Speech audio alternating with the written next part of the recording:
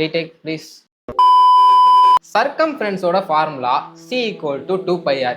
Area of the circle ஓட formula A equal to pi r square. ஆமா, இதுலலாம் ஏன் பை வருது? நீங்க நினைக்கிற பை இல்ல, இது வேற பை.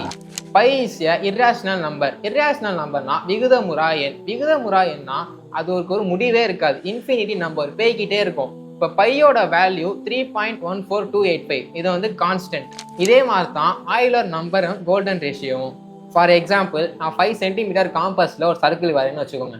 அதோட டயாமீட்டர் வந்து 10.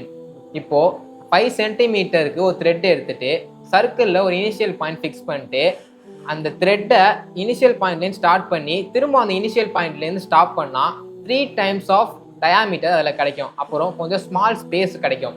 இப்போ இந்த 3 டைம்ஸ் ஆஃப் டயாமீட்டரை ஒரு diameter plus 1 diameter plus 1 diameter plus அந்த ஸ்மால் ஸ்பேஸை வந்து d/7 சொல்லுவாங்க. இது similar to all the circle. 5 centimetre circle வந்தாலும் இதான் கிடைக்கும், 10 சென்டிமீட்டரில் சர்க்கிள் வந்தாலும் இதான் கிடைக்கும். இதுக்கப்புறம் ஸ்மால் சிம்பிளிஃபிகேஷன் மெத்தட் தான். இப்போ அந்த 3 டயாமீட்டரை diameter plus diameter plus diameter plus அந்த ஸ்மால் ஸ்பேஸை d/7 எடுத்துக்கிறோம். இப்போ இந்த 3 டயாமீட்டரும் ஆட் பண்ணால் 3 டயாமீட்டர், அதாவது 3d கிடைக்கும். ப்ளஸ் அந்த d/7 அப்புறம் நியூமரேட்டரில் 1 வரும். இதுக்கப்புறம் cross multiplay. 7 3s are 21, 1 ds are d. 21d plus 1d, 1 7s are 7. நியூமரேட்டரில் 7 அப்படியே இருக்கும்.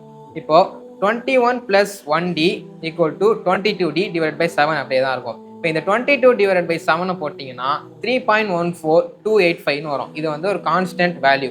இந்த 22/7 தான் பையனை அசியூம் பண்ணுறோம்.